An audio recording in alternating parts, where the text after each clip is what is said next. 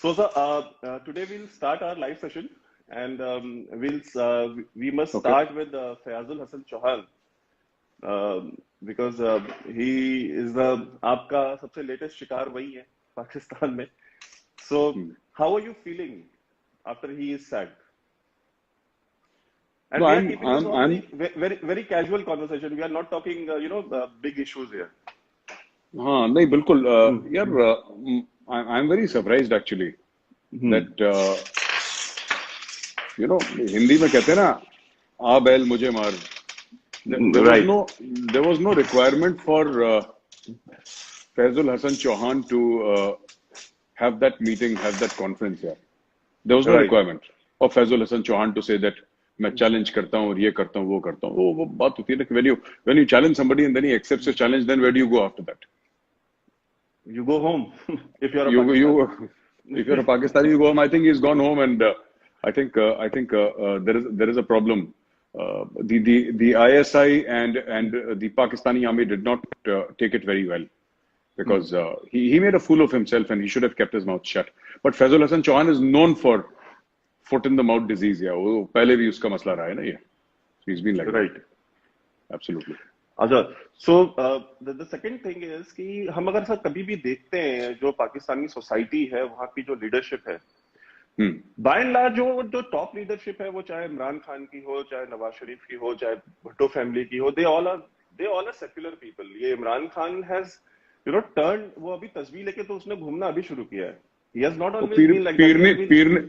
पीरनी के चलते घूम रहा है वो, वरना नहीं घूमता वो. उसकी बीवी है ना Peerni. Right. She has only told him. बिल्कुल. I was just reading a book, sir, about his bio, like he has written a book, मैं और मेरा पाकिस्तान, and उसने पूरी लाइफ में यही पीर फकीर, ये दरगाह वो दरगाह, ये जादूगर और ये मतलब he has spent his entire life in Pakistan visiting all such people.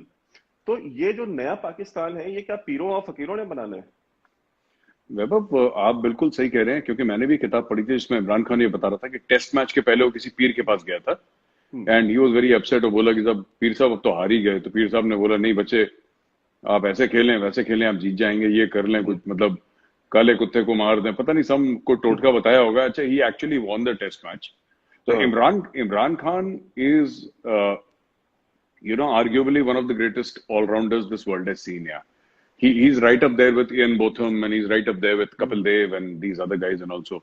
So obviously he's fantastic, but ये जो होता है, this also shows some sort of emotional weakness. जब कोई बंदा ना किसी सहारे को ढूंढता है ना, कि मुझे अगर पीर कह देगा तो ये बात ठीक हो जाएगी, अगर कोई फकीर कह देगा तो ये बात ठीक हो जाएगी, और वही अभी भी कर रहा है. अब तो उसने इतनी इंतहा हो गई वैभव, उसने पीरनी से शादी कर लिया, अब वो घर में बैठा है पीर उसके. पहले तो जाता था ना. हाँ.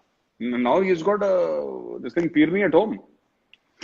एंड सर वो पीरनी का जो हस्बैंड भी है, लाइक वो फिरौन बना हुआ है. लाइक वो पूरे पाकिस्तान में वो एस्टन मार्टिन लेके दौड़ा रहा है. एंड मुझे नहीं पता, मतलब आसिम बाजवा की रेट से वो पैसे कमा रहा है. And how it is happening I don't know. Even her kids with her first husband, उसके बच्चे भी, वो लाहौर में बुजदार की कोई हैसियत नहीं है. Buzdar is already chief minister of a state. और वो पूरा जो पंजाब प्रोविंस का जो पूरा जो एस्टेब्लिशमेंट है, चाहे पूरी ब्यूरोक्रेसी है, वो उसके बच्चे और उसका फॉर्मर हस्बैंड रन करता है, जो पीरनी है उसका. नो एब्सोल्युटली वैभव, बिल्कुल ठीक कह रहे हैं. देखिए बात ये ना, कुछ ना कुछ तो डील हुई है. उसने ये जो बात है, this marriage is not based on romance और एनीथिंग लाइक दैट और ऑन लव और म्यूचुअल रिस्पेक्ट और समथिंग लाइक दैट. ये इसके दिमाग में टोटका था, टोटका पूरा हो गया पीरनी से शादी करके. पीरनी का जो पहला हस्बैंड था, आई थिंक 4-5-6 बच्चे हैं, कोई आधे दर्जन बच्चे हैं पीरनी के भी पहले हस्बैंड से. उसका कोई उन्होंने उनको प्लग इन कर दिया स्टेट में, प्लग इन कर दिया स्टेट में. और मैं दर्शकों को बताता चलूं, ये जो वैभव ने वर्ड यूज करा ना, फेरौन, जो इजिप्ट में फेरो हुआ करते थे, राजा हुआ करते थे फेरो, तो उनको फेरौन बोलते हैं. तो आपको शायद अगर समझ में ना आए तो ये वैभव ये कहना चाह रहे थे. तो वैभव ये तो है ना, एक स्ट्रक्चर में आप प्लग इन कर देते हैं. आसिम बाजवा का क्या है, आसिम बाजवा एक स्ट्रक्चर में प्लग इन है ना, तो वहां से वो बेनिफिट लेता रहता है. तो जितने भी सीपैक के कॉन्ट्रैक्ट है पाकिस्तान में, और तो कुछ है नहीं सीपैक के अलावा, तो जितने भी सीपैक के कॉन्ट्रैक्ट हैं वगैरह वगैरह, ये सब वहीं पे प्लग इन है, वहां से पैसा कमा रहे हैं लोग. आशीर्वाद प्राइम मिनिस्टर हाउस से है. तो देयर इज नथिंग सरप्राइजिंग. ये होना था वैभव, ये होना था पाकिस्तान के साथ. इम्प्लोड कर रहा है। मेरे मेरे कुछ दोस्त हैं पाकिस्तानी, वो ये कहते हैं कि साहब अब हमें डर लगने लगा है और इट्स हाई टाइम कि हम दूसरे मुल्कों के कागज भरें, क्योंकि यहाँ पे अब हमें लग नहीं रहा कि गुजारा होने वाला है। It's a problem, this is a problem, this thing is a problem with Pakistan. ये दिक्कत जाएगी पाकिस्तान में बहुत ज्यादा। उनका देखिए फाइनेंशियल मेस में है वो बहुत ज्यादा, राइट। ग्रे लिस्ट में है, तो सांस बिल्कुल आधी आ रही है उनकी, पूरी सांस नहीं आ राइट, रही। उनके यहाँ फिर से टेररिज्म ने सर उठाया। लेटली अगर आप देखें पॉलिटिकल उथल पुथल ये जो पूरा हो रहा है ना floor of the national assembly में, कि अयाज सादिक कभी कुछ बोल रहे हैं और कभी कुछ ये अपने चौधरी फवाद कुछ बोल रहे हैं, और कुछ ये मुझे नहीं लगता कि ये वन ऑफ चीजें हैं। ये एक दूसरे के पीछे पड़ चुके हैं। It's a fight to the death. और इसमें शामिल है वैभव, वहां का चीफ ऑफ आर्मी स्टाफ, और शामिल है उनके कोर कमांडर। उनके आशीर्वाद के बिना क्या होता है वहां पे, राइट। तो ये है मेरे हिसाब से। अच्छा, उनका जो एजाज शाह, ब्रिगेडियर एजाज शाह जो वहाँ का होम मिनिस्टर है, इसको इंटीरियर मिनिस्टर बोलते हैं पाकिस्तान का, अभी 2 दिन पहले वो खैबर पख्तूनख्वा में वो पॉलिटिकल स्पीच दे रहा था, उसमें उसने बोला जी बिल्कुल बिल्कुल बिल्कुल, हाँ, कि एएनपी वाले जो है, जब उन्होंने एस्टैब्लिशमेंट के खिलाफ या इस मुल्क की फौज के खिलाफ जब बातें करना शुरू की, तो टीटीपी वालों ने मार दिया उन्हें। वही मैं वो बिल्कुल बिल्कुल वो उसने जो थ्रेट दिया ना, अब लोग कह रहे हैं उसने थ्रेट दिया। अब कई बार तो ये लोग ना, मुझे एक बात समझ में नहीं आती, टीटीपी का आप थ्रेट दे रहे हैं, ठीक है, अभी तक ये कह रहे थे टीटीपी इंडिया का है। एग्जैक्टली भारत ने मारा है टीटीपी। अब मैं ये ब्रिगेडियर साहब का दिमाग चल गया है, with due respect to his age and seniority, इनका दिमाग चल गया है। अभी कह रहे हैं, तो ये क्या है कि आतंकवादियों को इस्तेमाल करते हैं खुद के पॉलिटिकल राइवल्स को थ्रेटन करने के लिए। जैसे इंडिया में एक जमाने में वो बंबई में नहीं कहते थे कि भाई को दुबई फोन लगा देंगे। It is in the same genre. ये वही बकवास कर रहे हैं यहाँ पे भी, and they don't realise what damage they are causing to the country. अच्छा, ये सबसे बड़ी चीज है। उससे पहले ये शेख रशीद ने प्रेस कॉन्फ्रेंस करी और उसने बताया कि टीटीपी है वो मुत्तहिद हो चुकी है, और उसने 2 बार प्रेस कॉन्फ्रेंस करी, और उसने बताया कि मतलब कि ये जो पीडीएम के धरने वरने हो रहे हैं, इसके इम्कानात है कि वहां पे धमाके हो सकते हैं, उस पर हमले हो सकते हैं। उसके बाद interior minister brigadier Ejaz Shah बोलता है कि टीटीपी जो है वो एएनपी के जो हारून बिलौर और उसके चचा को सबको मारा था, एएनपी के जो टॉप लीडरशिप थी, बोले कि वो भी इसलिए मारा था बिकॉज वो एस्टेब्लिशमेंट के खिलाफ बातें करते थे। मतलब पाकिस्तान का मतलब क्या, एस्टेब्लिशमेंट ही है ना, there is nothing called Pakistan. तो ये चीज मतलब इतना ओपनली ये थ्रेट कर रहे हैं, और उसके बाद फिर यही वो लोग हैं जो ये कंप्लेन करते हैं कि भाई टीटीपी को इंडिया फंड कर रहा है, टीटीपी को, अच्छा इंडिया भी नहीं, अजीत डोवाल फंड कर रहा है, अजीत डोवाल का नाम लेके बात करते हैं।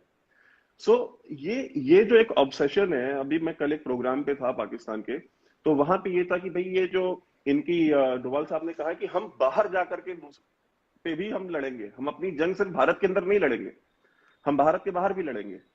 तो अब उससे उनकी टांगें कांप रही है, उनको नहीं समझ में आ रहा है क्या, जबकि सर डिफेंसिव ऑफेंस की जो स्ट्रेटेजी डोवाल साहब ने दी थी वो भी स्ट्रेटेजी सेम थी, उसमें कुछ अलग तो नहीं था कि थ्रेट जहां से बिल्कुल बिल्कुल बिल्कुल आप वहां काउंटर करो। तो इसके बारे में सर कुछ बताइए हमें। देखिए, जो डोवाल साहब ने पहले भी बोला था, and he gave this theory of defensive offence, वो वैभव आप यू वेरी राइट, जहां से थ्रेट आएगा, हम तो खुद इसमें कई बार ये कह चुके हैं ना कि जब आपका थ्रेट कश्मीर का रावलपिंडी से आ रहा है, आप कश्मीर में क्यों ऑपरेशंस कर चुके हैं। हम तो डिफेंसिव ऑफेंस के वीडियोस में कई बार मैं बोल चुका हूं, and I also believe the same thing. जहां से अगर कोई प्रॉब्लम है तो आप सिर्फ डिफेंसिव खेलेंगे हर समय, आपको वहां जाके सॉल्व करनी पड़ेगी, और वही the honourable NSA said that only. तो अब इनको, जहां तक आप टीटीपी की बात कर रहे हैं ना कि ब्रिगेडियर साहब ने क्या बोल दिया, ये ब्रिगेडियर का मैं बता रहा हूँ ये क्या है, ये खुद क्या बोलते हैं इनको खुद समझ में नहीं आता। आधे समय ये लोग ब्लेम करते हैं कि टीटीपी इंडियन है, और आधे समय ये कहते हैं देखा एएनपी के साथ क्या करा था, तुम करोगे तुम्हारे साथ भी वही होगा। अरे तुम्हें कैसे पता कि इनके साथ यही होगा यार, how do you know? And then you are also saying that TTP has taken against action against those who spoke against Pakistan. आप इनकी बातों में विरोधाभास तो देखिए, ये खुद ही इतने कंफ्यूज्ड हैं, और ये थ्रू आउट इनका पाकिस्तानियों का कैरेक्टर रहा है। एक कहता है कि साहब अभिनंदन को द टी इज फैंटास्टिक, दूसरा कहता है साहब बाजवा की टांगें कांप रही थी। ये इनका पता नहीं क्या। देखो मैं एक बात बताऊं वैभव, मैं तो बार बार जो दर्शक है ना, मैं उनको एक ही चीज बोलता हूं यार, देखो साफ सीधी बात है, जिस दिन आपने पाकिस्तान को फॉलो करना शुरू करा, उसकी खबर को फॉलो शुरू करा आपने, पाकिस्तान की न्यूज को जैसे आप और हम करते हैं, ये नेटफ्लिक्स देखना बंद कर देंगे लोग। इतना एंटरटेनमेंट किसी मुल्क में है ही नहीं, इतना एंटरटेनमेंट कहीं भी नहीं है, ये जो पाकिस्तानी हमें देते हैं फ्री में रोज। आप 2 पाकिस्तानी अखबार पढ़ लीजिए या 2-3 पाकिस्तानी यूट्यूब चैनल देख लीजिए, आपको लगेगा यार दिस इज अ सर्कस, ये मुल्क है ही नहीं, तो सर्कस है ये। जी। अच्छा, एक सवाल ये हमेशा करते हैं लोग कि अभी जैसे जो चाइना का जो एग्रेशन है, चाइना के एग्रेशन के ऊपर हमने बहुत सारे वीडियोस भी बनाए, डिफेंसिव ऑफेंस पे हमने उससे बहुत बात भी करी है, हमने बहुत सारे तरीके भी बताए, how we need to actually deal with them. But एक क्वाड को लेकर के कुछ लोग बहुत सवाल कर रहे थे चैनल पे कि सर क्वाड बन रही है तो मतलब ये क्वाड का क्यों जरूरी है, और इसको हमें मतलब how it is benefiting India and how big of a threat it is for China. Vaibhav, I think quad को 2 चीजें हैं, एक तो क्वाड है, एक अंडरस्टैंडिंग है, राइट, कि जिसमें शामिल है अमेरिका, इंडिया, जापान, ऑस्ट्रेलिया। ये एक 2-3 चीजें करनी पड़ेंगी तब जाके क्वाड एक्चुअली बहुत बड़ा खतरा। एक तो to very obviously militarise the Quad, आपको उसको मिलिटराइज करना पड़ेगा और बहुत ऑब्वियसली मिलिटराइज करना पड़ेगा, पहली चीज तो ये। दूसरी चीज ये है कि आई थिंक क्वाड में अभी भी बहुत स्कोप है और कंट्रीज को ऐड करने का, एक्सपेंशन ऑफ द क्वाड, क्योंकि ये जो लोग हैं वैभव, चाइना रुकेगा नहीं जब तक आप चाइना को फिजिकली रोकेंगे नहीं। कुछ चाइना के अंदर कुछ पॉलिटिकल डायनेमिक्स हैं, काफी लोग ये नहीं समझते हैं कि जो चाइना के अंदर हो रहा है इस वक्त, जो भी चीन के अंदर हो रहा है, वो काफी कुछ फ्यूल्ड है उनकी इंटरनल पॉलिटिक्स, उनकी जो डोमेस्टिक पॉलिटिक्स है। लोग ये समझ नहीं पा रहे। चाइना इज अंडर प्रेशर, और जैसे कि एक प्रेशर कुकर होता है, वो सीटी बजती है ना उसके ऊपर, तो बेसिकली ईस्ट लद्दाख में प्रेशर कुकर की सीटी बज रही है।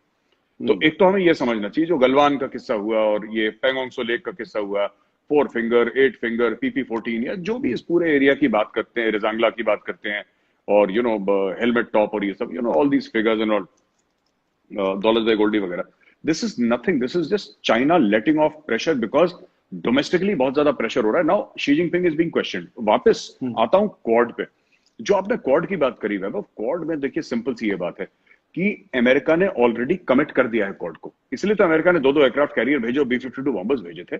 नाउ जो मालदीव्स में और उसके आसपास हमारी जो एक्सरसाइजेस हो रही हैं, और साउथ चाइना सी के आसपास ऑस्ट्रेलिया को लेके, Australian navy has joined those exercises, right. Japan ने अपना कमिट कर दिया, अपना डिफेंस बजट जापान ने कमिट कर दिया, इंडिया आगे बढ़ रहा है। सो आई थिंक इसको एक फॉर्मल स्ट्रक्चर में लाके प्रॉपरली बहुत जल्दी, आई एम श्योर हो भी रहा होगा, शायद हमें नहीं पता होगा, हो भी रहा होगा पीठ पीछे, क्योंकि अभी तक तो मोदी जी और डोवाल साहब ऐसे ही काम करते हैं कि मोदी जी का थोड़ा सा दिमाग भी ऐसे चलता है ना, एक दिन मित्रों आज से 370 नहीं है, वो कोई कह देंगे मित्रों आज से क्वाड है, तो क्वाड हो जाएगा। पता लगा कि 1 साल से 2 साल से बिल्डिंग बन रही थी, राइट, बॉम्बे में या साउथ में कहीं सी के पास एक बिल्डिंग बन रही थी, ये क्वाड का headquarter, nobody knows, so he'll do it and he'll do it immediately without any warning. तो web militarization of the quad, expansion of the quad and understanding that China is your enemy. देखिए पाकिस्तान किसी गिनती में नहीं आता, वो हमारे partition से कुछ छूटी हुई चीजें हैं, तो हमें लगता है कि पाकिस्तान देखिए ज्यादा से ज्यादा क्या कर सकता है, जिहादी भेज देगा, ड्रग्स भेज देगा, इससे ज्यादा पाकिस्तान क्या करेगा, और क्या कर चुका है पाकिस्तान आज तक। 1999 में उसने कारगिल करा था, तब तो पैर जाके पकड़ लिए थे वहां पे बिल क्लिंटन के वॉशिंगटन में। Militarily Pakistan is zero. मैं आपको एक और बात बताता हूं, विदाउट चाइनीज सपोर्ट अगर पाकिस्तानी आर्मी, नेवी और एयरफोर्स पूरी की पूरी मोबिलाइज करती है वैभव, ये 2 हफ्ते के अंदर पूरा मुल्क बैंकरप्ट हो जाएगा।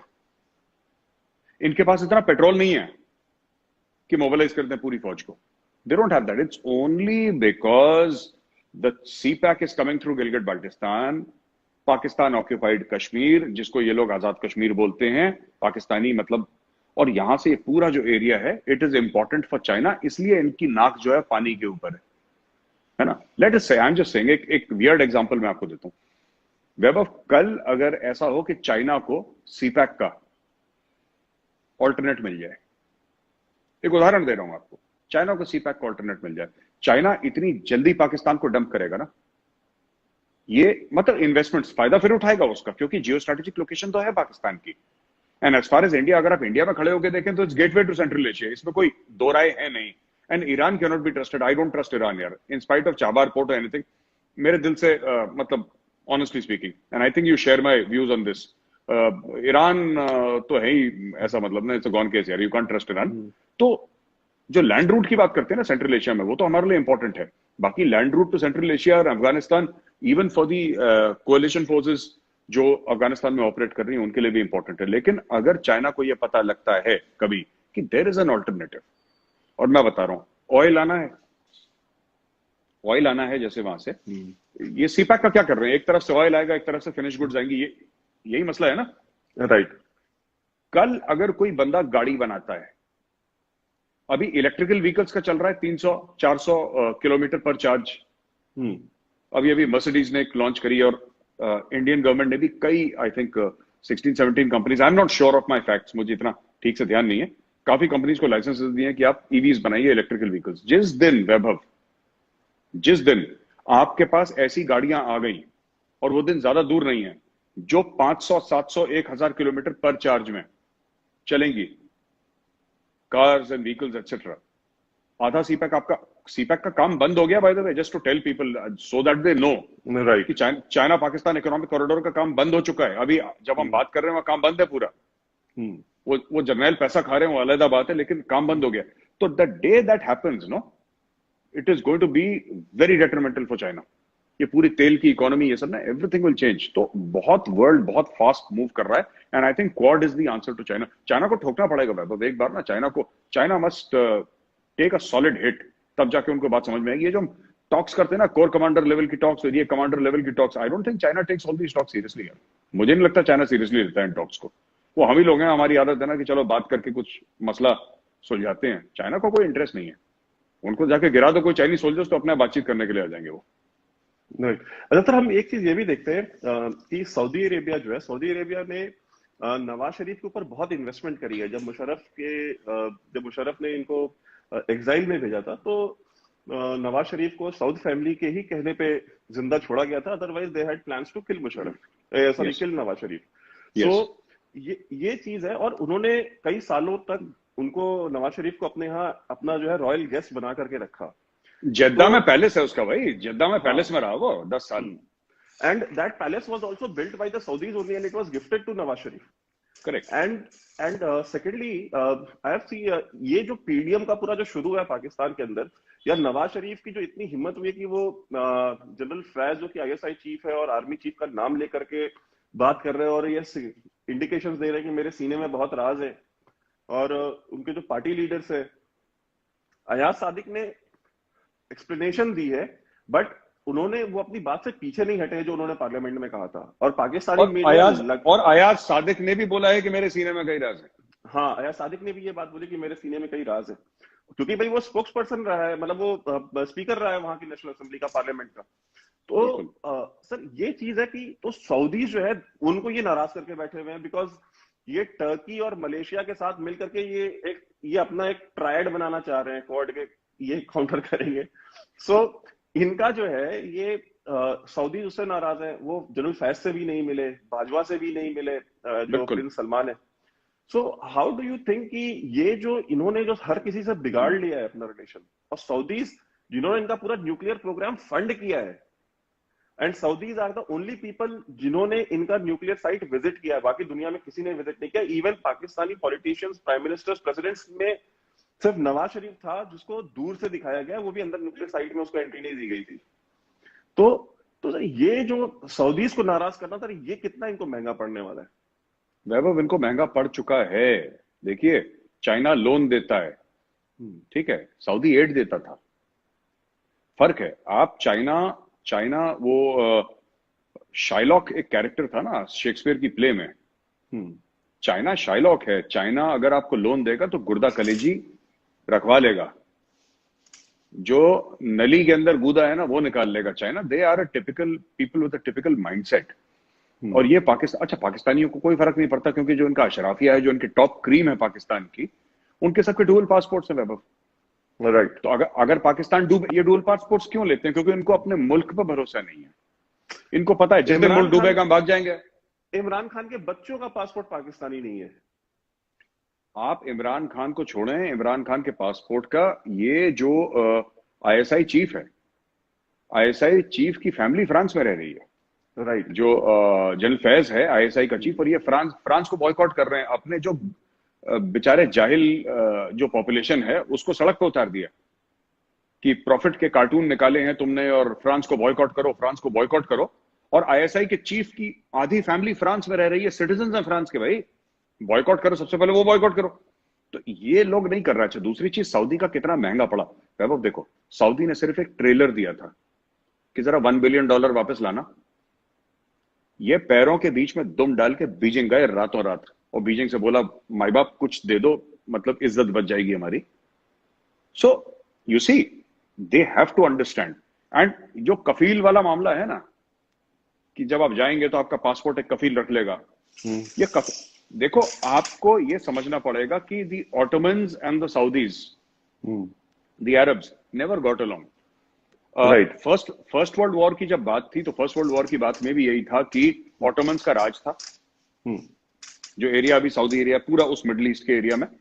और वहां पे सऊदीज ने ब्रिटिश हेल्प के साथ लड़ाई लड़ी थी और ऑटोमन्स को वहां से खदेड़ा था।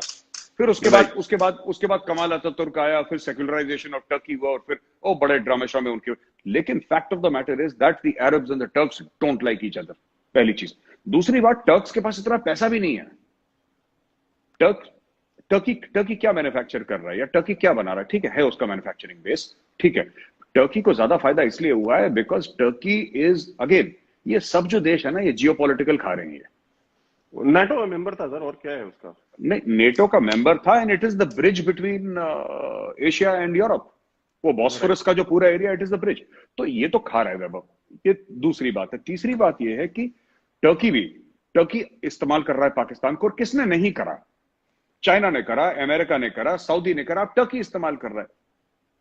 Pakistan is like reusable toilet paper ना, मतलब हर कोई बंदा वो डिस्पोजेबल नहीं है, रीयूजेबल है, वो सब यूज कर रहे हैं पाकिस्तान को। अब टर्की की बारी है, मलेशिया की बारी है। अब मलेशिया भी हल्का सा बैकफुट पे हो गया जब से वो महातीर मोहम्मद गया है ना, that senile man who said that it's okay for Muslims to kill millions of Frenchmen. तब से वो गया है, तो डैमेज कंट्रोल उन्होंने शुरू कर दिया। तो जो ये ब्लाइंडली मलेशिया को सोचते हैं मलेशिया इनके पार्ट में आएगा, नहीं आएगा मलेशिया। पहली चीज, टर्की आ रहा है क्योंकि टर्की का ज़ायम कुछ और है, टर्की चाहता कुछ और है। और जहां तक आपका ये सवाल था कि कितना फर्क पड़ा है, मुझे तो लगता है जबरदस्त फर्क पड़ा है, जबरदस्त फर्क पड़ा है। अच्छा, एक चीज ये भी हमको मतलब देखने वाली है कि हम जब बात करते हैं जो वो पूरा रीजन है मिडिल ईस्ट, वो कभी एक हॉट बेस्टन हुआ करता था पाकिस्तान का। मतलब इंडिया के बड़े से बड़े क्रिमिनल भी वहां पे व्हाइट हाउस बना के रहते थे, दुबई जैसे शहरों में। तो ये आज हम ये देखते हैं कि वहां पे जो स्पेस है पाकिस्तान की, वो पूरी तरीके से खत्म हो चुकी है। लाइक आप भी मिलते रहते हैं, वहां के जो पॉलिटिकल एक्सपर्ट्स हैं, वहां के जो स्कॉलर्स हैं, प्रोफेसर्स हैं, जर्नलिस्ट हैं, हमसे हमारी उनसे बात होती है, जो कुवैत बेस्ड हो या दोहा बेस्ड हो, कहीं के भी हो। ये उनकी ये नाराजगी जो पाकिस्तान को लेकर के है, ये सिर्फ लीडरशिप में नहीं है, इवन जो उनके जो थिंकर्स हैं, उनके जो स्कॉलर्स हैं, उनमें भी ट्रिकल डाउन करी है। और पाकिस्तानियों को धीरे धीरे करके वो फ्लश आउट कर रहे हैं अपने उस रीजन से। सो इसका, और पाकिस्तान की जो इकोनॉमी है वो रन करती है on the money that is sent by this non resident Pakistani community, the remittances. तो बिना रेमिटेंसेस के तो उनकी इकोनॉमी चल ही नहीं सकती है। So how do you think कि ये जो जनरल पॉपुलेशन में जो एक गुस्सा आया है पाकिस्तानी को लेके, ये क्यों आया है? देखिए, पहली चीज तो ये है कि पाकिस्तान में प्रॉब्लम्स बहुत हैं, चाहे वो उनके मीडिया को अलाउ करें ना करें, राइट। बिजली के दाम बढ़ गए, आटे चावल चीनी के दाम बढ़ गए, हर एक एसेंशियल कमोडिटी के दाम बढ़ गए। जो गोश्त खाते हैं भाई, वो अब अफोर्ड नहीं कर सकते, तो गधे कुत्ते का खा रहे हैं, वो बिक रहा है। उनको नहीं पता होगा, खाने वाले को पता भी होगा।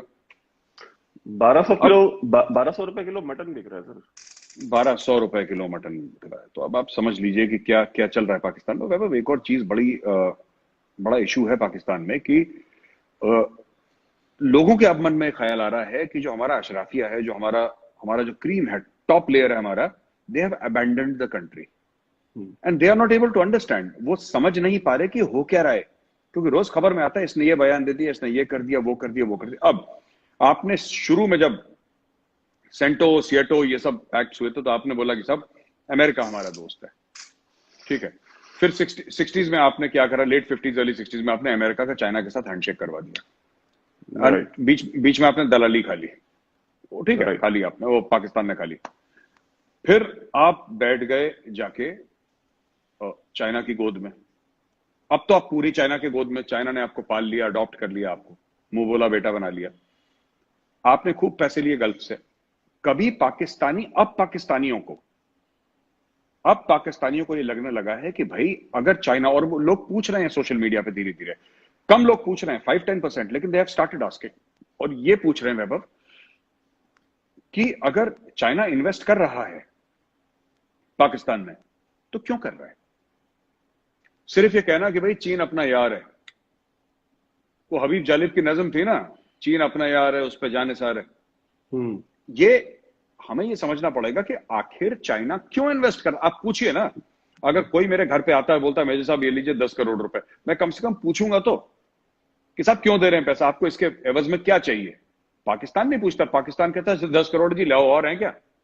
They have that the repercussions like a teenager using a credit card. I often like to give this analogy with Pakistan, but like a teenager using a credit card, जिसको कि कल वो क्रेडिट कार्ड का bill नहीं देना, swipe करते रहो, shopping करते रहो, जब होगा तब देखी जाएगी, ठीक है। तो सर्कुलर डेट ऐसे ही बनता है, ये एटीट्यूड होता है नेशंस का, तब सर्कुलर डेट बनता है, इससे लिया उसके पैसे दिए, इससे लिया उसके पूरे करे। पाकिस्तान यही कर रहा है। अब जो आम आदमी है उसके लिए अब जीना वैभव, 1 लाख रुपए 2 लाख रुपए महीना जो कमा रहा है ना पाकिस्तान में, which is a fairly decent salary, आदमी वो जिंदा नहीं रह पा रहा, वो अपने बच्चों को खुराक नहीं दे पा रहा, वो बच्चों की फीस टाइम पे नहीं दे पा रहा, बहुत बुरे हाल है। और ये इमरान खान ने करे। और जो मैं डवटेल करता हूं पुराने क्वेश्चन पे ना कहीं तो मुझे लगता है कि सऊदी ने नवाज शरीफ को बोला है कि चढ़ जाओ बेटा। बिल्कुल बिल्कुल, चाबी दी है उसको, चाबी उसको दी है। और नवाज शरीफ के मतलब है ना, सऊदी के एहसान बड़े हैं नवाज पे। आपने 10 साल किसी को पाला है, और उस स्टाइल और उस स्टैंडर्ड से सिर्फ उसको नहीं पाला, उसके जो 40-50 लोग गए उनके लिए घर प्रोवाइड करा, उनको सैलरीज दी। तो ये सऊदी अरेबिया ने इन्वेस्ट करा सऊदी अरेबिया ने। अब सऊदी अरेबिया ने जब नवाज को हटाया तो सऊदी अरेबिया ने ज्यादा नहीं करा, क्योंकि भाई उनको पाकिस्तान से मतलब था, कोई भी हो। पर जब से ये इमरान खान का दिमाग खराब हुआ है और इमरान खान जाके फिर तुर्की की गोद में बैठ गया, अब उनको तो करना ही है, फिर they have to do it, so they are pulling out the strings. वो तो होता ही है, देखो ये व्हीलिंग डीलिंग होती है इंटरनेशनल अफेयर्स में, दिस इज वेरी कॉमन। हम होते तो हम भी शायद वही करते थे। तो सर एक क्वेश्चन ये है कि इंडिया में बहुत सारे टेररिस्ट अटैक हुए हैं, इंडिया में बहुत सारी इंडिया की जंगें हुई हैं दूसरे मुल्कों से, लेकिन सर मैंने कभी मुंबई शहर में कभी दाऊद इब्राहिम का या बाजवा का या इमरान खान का या लेफ्टिनेंट जनरल फैज का, मतलब इनकी तस्वीरें कभी मैंने रोड पे नहीं देखी। लेकिन जो इंडिया का क्लोजेस्ट एलाई है, मतलब आज की तारीख में फ्रांस से ज्यादा क्लोज एलाई इंडिया का कोई भी नहीं है, ना ही रशिया है ना ही अमेरिका है। आपको अगर वीटो की जरूरत पड़ती है सिक्योरिटी काउंसिल में, तो वो फ्रांस प्रोवाइड करता है, वो ना रशिया प्रोवाइड करता है ना अमेरिका प्रोवाइड करता है। तो आपका जो सबसे क्लोजेस्ट एलाई है, आप उसके प्रेसिडेंट की तस्वीरें आप सड़कों पे लगा रहे हैं, तो क्या दाऊद इब्राहिम और जो बड़े बड़े जो टेररिस्ट हैं जिन्होंने आपके लाखों बंदे मार दिए हैं आज तक पिछले 70-72 साल में, उनसे भी क्या गुजरा आदमी है इमैनुअल मैक्रोन? इमैनुअल मैक्रोन ने कहा क्या, पहले तो इनको यही नहीं पता। उसने सिर्फ ये कहा कि मैं इससे अग्री करूं ना करूं चार्ली हेब्डो कार्टून्स का। Fact of the matter is we have a certain culture in our country. तो मैं उन लोगों को ये कहना चाहता हूं, कोई किसी मजहब के हों, खासतौर से अगर मुस्लिम्स हों, अगर आपको पता है कि वहां पे वैसा है तो आप क्यों जाते हैं वहां पे, क्यों जाते हैं? आपको जाना भी है वहां पे, मैं सबकी बात नहीं कर रहा, there are vast majority of maybe hard working people. मैं कभी फ्रांस गया नहीं अपनी लाइफ में, तो मैं ऐसा कह नहीं सकता वैभव कि मुझे उसके बारे में ज्यादा नॉलेज है, लेकिन जितना पढ़ लिख के और फ्रेंच मीडिया की जो इंग्लिश में रिपोर्ट्स आती हैं वो पढ़ के, कि इससे पता है क्या हो रहा है वैभव। मैं वापस बॉम्बे आऊंगा, मैं आपको फ्रांस से एक बात कहता हूँ कि यार फार राइट जो है ना, it is already taken shape in Europe. Far right आ चुका है। अब ये पता है क्या करेंगे, इन्होंने बिल्डिंग में लगाए ना कार्टून, ये हर जगह लगाएंगे कार्टून, आप देख लेना। ये मैं आपको बता रहा हूं। और ये चीजें और यूरोपियन कंट्रीज में, क्योंकि आप अगर ये सोचते हैं ना, इनको मैं ये कहना चाहता हूं, ये बात मैं एक पाकिस्तानी फ्रेंड से भी बात कर रहा था, तो मैं उसको बता रहा था, मैंने बोला भाई ऐसा है कि आप ये मत सोचना कि यूरोपियन डर जाएंगे। ये वही कौम है यूरोपियंस की जिसने फर्स्ट वर्ल्ड वॉर और सेकंड वर्ल्ड वॉर लड़ाई लड़ी है इन्होंने, जो आपने नहीं लड़ी, ये इन्होंने लड़ी है। और आप खैर मनाएं कि ये लोग उस समय इस्लामिक वर्ल्ड जो था ज्यादातर, नॉट ऑल बट ज्यादातर इससे परे था। इन्होंने आपस में इतनी मारकाट, करोड़ों लोग इन्होंने मार दिए था, करोड़ों लोग डिस्प्लेस कर दिए, लाखों दर लाखों, मिलियंस अपॉन मिलियंस इन्होंने मार काट दिए। इतना ज्यादा खून खराबा यूरोप में देखा है क्रूसेड के टाइम से, उसके पहले Europe is been a very violent place. अब इनको लगता है साहब कि अच्छी अच्छी यूरोपियन स्ट्रीट्स हैं, सब लोग सिविलाइज्ड हैं, you know, people are nice, हम फायदा उठा लेंगे, हम गुंडागर्दी कर लेंगे, सड़क के बीच में हमें जो करना है हम कर लेंगे, अपने जो भी है हम ये देखना। They don't understand Europeans are extremely violent people. They are the most violent people on earth. This entire colonial experience is European. भाई जो डच थे, जो इंग्लिश थे, जो फ्रेंच थे, जो पोर्चुगीज थे, ये कहां है ये सब मुल्क? फाशिज्म ने कहां जन्म लिया है? हिटलर कहां का था?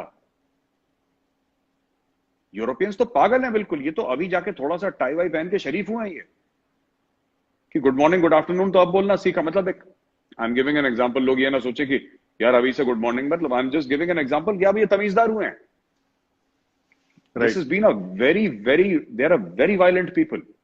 और अगर इनको छेड़ा जाएगा they will come back to that violence. क्योंकि देखिए, जो ट्रू नेचर होता है ना किसी भी लोगों का, आपको क्या लगता है कि 70-75 साल में वो खत्म हो जाता है? ऐसा नहीं है। True nature is true nature. वो नीचे दबा हुआ है, वो फिर उठ के आएगा। इससे क्या होगा? अच्छा, जो आपने सवाल पूछा कि साहब बंबई की सड़कों में, अगर मैं इसका सही दिल पे हाथ रख के जवाब वैभव दे दूं तो यहां पे लोग लिख देंगे संघी है ये, क्योंकि सच नहीं सुनना चाहते कोई। Nobody wants to listen to, ये बीजेपी का एजेंट है ना, ये तो आरएसएस का आदमी है। पर सच तो हमें बोलना पड़ेगा, राइट? हम कब तक बचेंगे? अब सच बोलना पड़ेगा। और सच यही है कि एक पॉपुलेशन है, राइट, जो उम्मा में बिलीव करती है। उनको यह नहीं पता कि फ्रांस है कहां, राइट? उसको यह नहीं पता कि फ्रांस के नेबर्स कौन है, फ्रांस में जबान कौन सी बोली जाती है, फ्रांस के बारे में। लेकिन एक लॉयल्टी है एक उम्मत के लिए, एक लार्जर। आप देखिए ना, मुनव्वर राणा की शायरी तो हमने भी पढ़ी है, और हमें भी अच्छा शायर। हमें क्या पता कि ऐसा सांप निकलेगा मुनव्वर राणा? हमें, आपको आई वाज, मतलब ठीक है, हमें पता था 2015 के बाद कि इसके जो आसार हैं ये थोड़े से गड़बड़ हैं। लेकिन for a person who has won the साहित्य कला अकेडमी अवार्ड, जो चाहे उसने 2015 में वापस कर दिया अवार्ड वापसी में, लेकिन एक उस दर्जे के शायर ने खुल के कहता है कि सपोर्ट्स बी हेडिंग। अब अगर आप मुझे या वैभव सिंह को संघी कह भी देंगे, हमें भाजपा का एजेंट कह भी देंगे, उससे मुनव्वर राणा और उसके साथियों का सच तो नहीं बदल जाएगा ना, कि सच उनका बदल जाएगा? सच तो नहीं बदलेगा। बात यही है, जो पोस्टर जमीन पर लगाए गए हैं मैक्रोन के, राइट? आपने, मैक्रोन ने गलत क्या बोल दिया भाई? मैक्रोन ने ये थोड़ा ना बोला कि नहीं पोस्टर जो कार्टून बने मोहम्मद साहब के मैं सपोर्ट करता हूं उसको। उसने ऐसा नहीं बोला। उसने बोला हमारे यहाँ फ्रीडम ऑफ स्पीच है, उनकी कंट्री का कल्चर है, आपको नहीं पसंद है आप मत जाओ यार वहां पे, क्यों मारकाट बचा रहे हो? आप बोल दो कि तुम काफिर हो, नहीं जाते तुम्हारे पास, तुम्हें जाना भी है, तुम्हें एम्प्लॉयमेंट बेनिफिट भी लेने हैं, तुम्हें वहां पे नौकरियां भी करनी है, तुम्हें शादियां भी करनी है, तुम्हें सिटीजनशिप भी लेनी है, तुम्हें जॉब्स करने हैं, तुम्हें बिजनेस करने हैं, और फिर तुम्हें वहां पे वही चीज फिर से तैयार करनी है, वही चीज जिसको हिंदी में कहते हैं उत्पन्न करनी है, जिसको तुम छोड़ के गए थे अपने मुल्क से इन द फर्स्ट प्लेस। अब वहां पे लीडर्स आ रहे हैं, मुस्लिम लीडर्स कह रहे हैं कि यूरोप में कि शरिया होना चाहिए। अरे इनका ये दिमाग से पैदल है क्या? ये कैसी बातें करते हैं लीडर्स जो यूरोप में है, कह रहे हैं कि शरिया होना चाहिए। भाई एक बात बताइए, शरिया है ना सऊदी में, सऊदी में जाके क्यों नहीं रहते हो? क्योंकि उनको पता है सऊदी में मुंह खोलेंगे तो जबान काट ली जाएगी।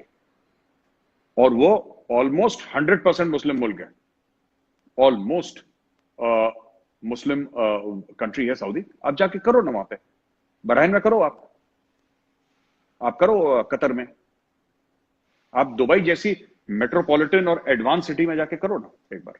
नहीं करोगे आप। क्योंकि वहां पे टॉलरेंस जीरो है, आप मुंह नहीं खोल सकते वहां पे। लेकिन यहां पे क्योंकि फ्रीडम ऑफ स्पीच है, तो आपको वही फ्रीडम ऑफ स्पीच का फायदा उठाना है, एजेंडा अपना वहां पे चलाना है, और फिर आपको विक्टिम कार्ड भी प्ले करना है। ये असली में स्टोरी चल रही है। अगर एक चीज इसमें ये भी है कि ये जो दोगलापन है, या जिसको अंग्रेजी में हिपोक्रेसी कहते हैं और उर्दू में मुनाफिकत, ये ये सारी जो है ना, ये इनकी टॉप लीडरशिप, मतलब वो पॉलिटिकल लीडरशिप हो या स्पिरिचुअल लीडरशिप हो, वो सारी की सारी में ये चीज आती है। जैसे जब असदुद्दीन ओवैसी को ये कहा जाता था कि भाई सऊदी अरेबिया में जिस मस्जिद में मोहम्मद साहब नमाज पढ़ते थे, अगर उस मस्जिद को रिलोकेट किया जा सकता है उसको गिरा करके, अगर जिस मस्जिद में जो जो पुरानी हिस्टोरिक इस्लामिक मॉस्क है, मोहम्मद साहब के टाइम की मॉस्क है, अगर उनको रिप्लेस किया जा सकता है, उनको हटाया जा सकता है, उनको डिमोलिश किया जा सकता है for building flyovers, roads, hospitals and other things, तो बाबरी मस्जिद तो क्यों नहीं किया जा सकता है, which is built on a disputed site which originally was a temple site.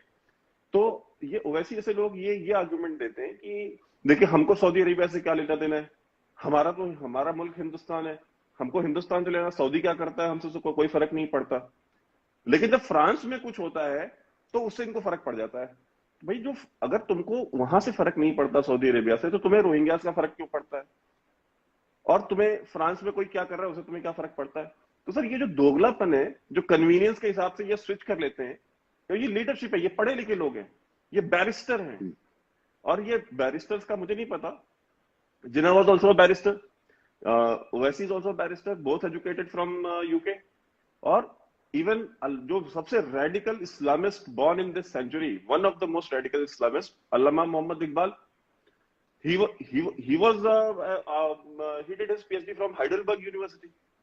तो सर, ये जितने भी रेडिकल इस्लामिस्ट हैं पूरी दुनिया में, ये सारे के सारे ये तो वेस्टर्न एजुकेटेड है। तो ये तो बहुत बड़ा ये जो मिथ है कि अगर ये जो पढ़े लिखे लोग हैं वो नहीं करते हैं ऐसा, तो सर पार्टीशन तो पढ़े लिखे लोगों ने कराया था ना। जिन्ना के साथ सर जितने भी उनके साथी थे, इकबाल से लेकर के और अली बंदर से लेकर के, ये सारे के सारे they all were London based people. India में भी जो डॉक्टर्स थे, इंजीनियर थे, उन्होंने कराया था, उन्होंने वोट दिया था, उन्होंने कैंपेन किया था मुस्लिम लीग के लिए। अदरवाइज एक रेडिकल मुसलमान होता तो वो एक शिया की लीडरशिप एक्सेप्ट कैसे करता। बहुत ऑब्वियस ही क्वेश्चन, मतलब क्वेश्चन है कि एक इस्लामिक स्टेट बनाने के लिए 80% सुन्नी अपने एक शिया लीडर बनाएंगे। आज नहीं बनाते, आज से 70 साल पहले बनाया था उन्होंने। तो सर, ये जो हिपोक्रेसी है, ये हिपोक्रेसी कहां से आती है? देखिए, ये हिपोक्रेसी एक्चुअली ये एक स्क्रीन सेवर है। सॉफ्टवेयर और हार्डवेयर कुछ और है, ये एक स्क्रीन सेवर है। अब ये जो कहते हैं ना कि भाई हमें सऊदी से क्या लेना, मैं एक एग्जांपल देता हूं।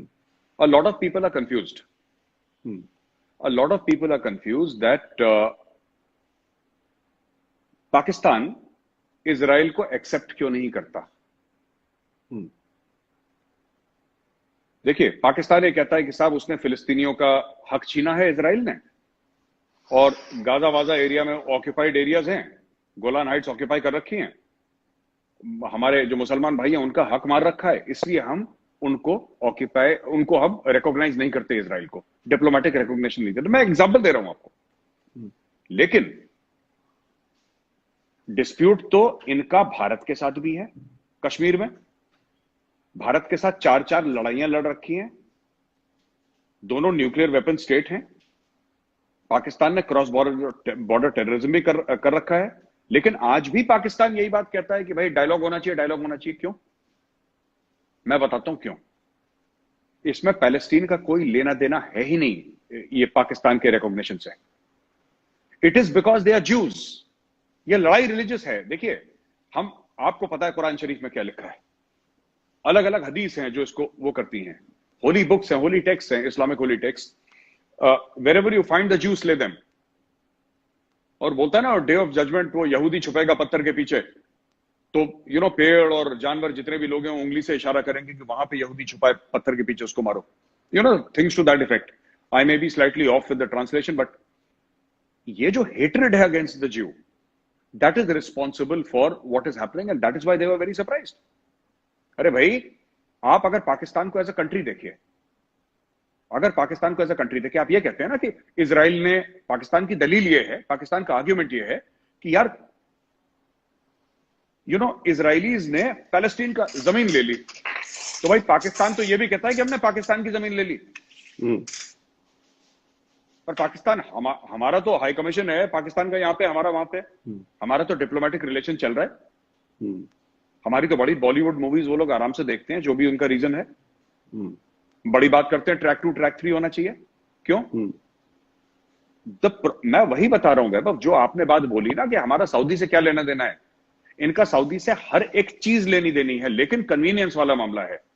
किस आर्ग्यूमेंट में कौन सी चीज कन्वीनियंट है वो चीज बोलो इस आर्ग्यूमेंट में। जैसे फॉर एग्जांपल वो मोहम्मद साहब का घर जो था, आई थिंक उसको भी तोड़ा इन्होंने, रिलोकेट कराया, कुछ तोड़ ताड़ दिया उन्होंने। और एक जमाने में एमजे अकबर की किताब है शेड ऑफ सॉर्ड्स, उसमें लिखा है कि जब लोग जाते थे और मोहम्मद साहब का जो घर था या उनकी कब्र थी उसकी ओर देख के, जो हज पे जाते थे उसकी ओर देख के जब दुआ पढ़ते थे, तो वहां पे जो सिक्योरिटी गार्ड थे वो लोगों को कोड़े मारते थे कि मोहम्मद एक इंसान है, सजदा तुम सिर्फ खुदा के आगे करोगे। ठीक है, वो एक इस्लाम का है कि सजदे के काबिल सिर्फ खुदा है, अल्लाह है, ठीक है ना, वो अग्रीड, वो उनका है थ्योरी, तो वी रिस्पेक्ट दैट, उसके बारे में मैं कुछ नहीं कह रहा। मैं सिर्फ ये कह रहा हूं कि ओवैसी हर समय ये बोलेगा। ओवैसी से कल पूछ लो सबके सामने कि पैलेस्टीन के बारे में तुम्हारा क्या है, should India have diplomatic, should India have आप ये पूछिए, should India have it's embassy in Jerusalem, पूछिए ना ओवैसी से। जो बैरिस्टर है ना लिंकन इनका, इसको सांप सूंघ जाएगा वैभव, इसको सांप सूंघ जाएगा, ये कभी जवाब नहीं दे पाएगा, इसका हलक सूख जाएगा। लेकिन सब हमारे क्या लेना देना। तो ये this is not just double standard, ये सिर्फ मुनाफकत नहीं है, दिस इज इंटेलेक्चुअल डिसऑनेस्टी। ये चोरी है, ये थेफ्ट है, ये रॉबरी है। आप आइडियाज की चोरी कर रहे हैं, आप लोगों को झूठ बोल रहे हैं सब कुछ। और ये जो है, मैं बता रहा हूं, it is religious, hardcore religious और कुछ नहीं है, ये रिलीजन का ही मामला है। और जब अब इन्होंने बोल दिया कि वी विल हैव, बहरीन ने ना, हाँ बहरीन, हाँ बहरीन ने बोल दिया कि भाई we'll have regular this thing with ties with Israel. बाकी सऊदी ने भी बोल दिया कि yes we'll also try, middle east की काफी कंट्रीज। अब इनको समझ में नहीं आ रहा कि क्या हो रहा है, क्योंकि ये तो कह रहे हैं साहब कि किताब में तो कुछ और लिखा है, तुम कुछ और बोल रहे हो यार, ये क्या हो गया। So everything is going awry wonky for them, ये बात ये सब। और it amuses us sometimes when beggars try to be choosers.